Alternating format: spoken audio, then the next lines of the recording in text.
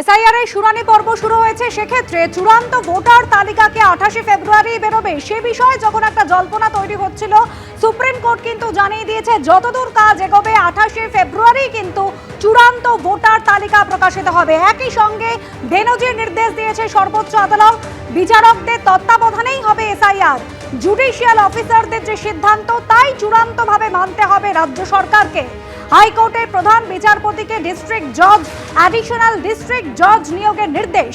Judicial অফিসারদের পরামর্শ দেবেন অবসরপ্রাপ্ত বিচারপতিরা। জুডিশিয়াল অফিসারদের নির্দেশই চূড়ান্ত।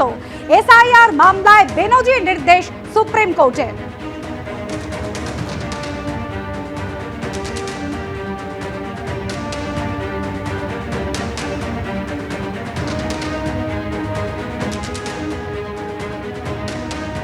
এসআইআর মামলায় রাজ্যের বিচার বিভাগকে অংশগ্রহণের বেনজির নির্দেশ দিল আজ সুপ্রিম কোর্ট। সুপ্রিম কোর্ট বলল জুডিশিয়াল অফিসারদের সিদ্ধান্তই চূড়ান্ত, মানতে হবে রাজ্য সরকারকে। হাইকোর্টের প্রধান বিচারপতিকে ডিস্ট্রিক্ট জজ, অ্যাডিশনাল ডিস্ট্রিক্ট জজ নিয়োগের পরামর্শ। জুডিশিয়াল অফিসারদের পরামর্শ দেবেন অবসরপ্রাপ্ত বিচারপতিরা। জুডিশিয়াল অফিসারদের নির্দেশে চূড়ান্ত। এসআইআর মামলায় বেনজির নির্দেশ সুপ্রিম কোর্টে। পাশাপাশি সুপ্রিম কোর্ট আরও জানায়, লজিক্যাল ডিসক্রিপেন্সি নিয়ে শুনানি করে সিদ্ধান্ত নেবে বিচার বিভাগ। জুডিশিয়াল অফিসারদের নির্দেশ সুপ্রিম কোর্টের নির্দেশ বলেই মানতে হবে। রাজ্যকে অবিলম্বে এটা মানতে হবে নির্দেশ দেশের প্রধান বিচারপতি। দুর্ভাগ্যজনকভাবে কমিশন রাজ্য অভিযোগ পাল্টা অভিযোগ করছে, দোষারোপের খেলা চলছে, মন্তব্য দেশের প্রধান বিচারপতি।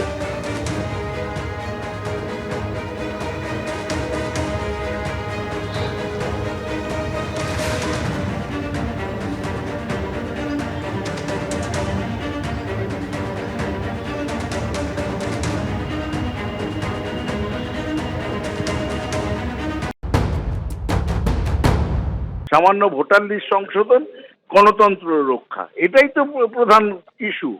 এতে অসুবিধা কি ছিল? কিন্তু বিজেপির এজেন্ডাকে চরিতার্থ করতে গিয়ে ইলেকশন কমিশন পুরো জিনিসটাকেই ঘেঁটে দিয়েছিলেন। আজকে সুপ্রিম কোর্টকে বারবার ইন্টারফেয়ার করতে হয়েছে এবং আজকের দিন তো একটা আনপ্রেসিডেন্টেড, অভূতপূর্ব একটা সিদ্ধান্ত নিয়েছেন।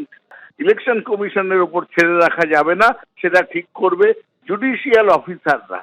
সুপ্রিম কোর্ট আরেকটি কথা বলেছে যে নির্ভুল তালিকা বার করতে হবে ইলেকশনের আগে, এবং সেটা তালিকাটা যেন নির্ভুল হয়, কেউ যেন বাদ না যায়। মানুষের এখনো তো ভরসা ইলেকশন কমিশন, কিন্তু মানুষকে হ্যারাস যেভাবে করেছে, মানুষ ক্ষুব্ধ হয়ে আছে, তাদেরকে যেন সহজেই তারা নাম তুলতে পারে, এইদিকে নজর দিতে হবে।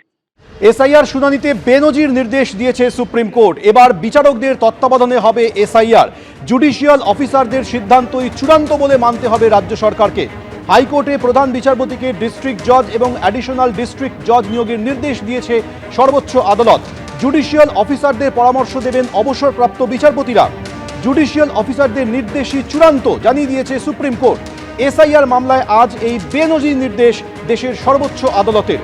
সর্বোচ্চ আদালত আরও জানিয়েছে, লজিক্যাল ডিসক্রিপেন্সি নিয়ে শুনানি করে সিদ্ধান্ত নেবে বিচার বিভাগ। জুডিশিয়াল অফিসারদের নির্দেশ সুপ্রিম কোর্টের নির্দেশ বলেই মানতে হবে বলে আজ সর্বোচ্চ আদালত জানিয়ে দিয়েছে। রাজ্যকে অবিলম্বে এটা মানতে হবে, নির্দেশ দেশের প্রধান বিচারপতি।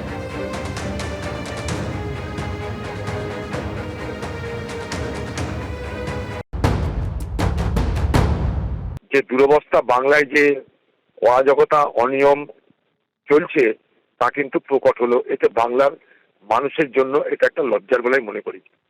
পশ্চিমবঙ্গে কোনো বিডিও বলুন, এআর বলুন, তাদের ক্ষমতা নেই স্বাধীনভাবে কোনো কাজ করার। কারণ মমতা ব্যানার্জি নরমে গরমে তাদেরকে ঠিক রেখেছে। এইভাবে কেন একটা মুখ্যমন্ত্রী তার নির্বাচন কমিশনের কাজের সঙ্গে যারা যুক্ত সেখানে মাথা ঘামাবে?